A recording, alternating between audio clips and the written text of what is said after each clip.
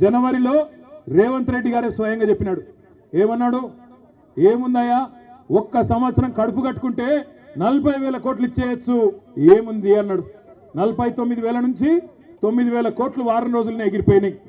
ఆ తర్వాత సరిగ్గా నెల తర్వాత మళ్ళొక మీటింగ్, 40,000 కోట్లు కాదు 31,000 కోట్లు అని మళ్ళొక 9,000 కోట్లు మళ్ళా మింగేసిండు. ఆడికెళ్ళి వెంటనే క్యాబినెట్ మీటింగ్ జూన్లో, క్యాబినెట్లో 31,000 కాదు 26,000 కోట్లే అని చెప్పి బడ్జెట్లో కూడా 26,000 కోట్లు అని పెట్టినారు.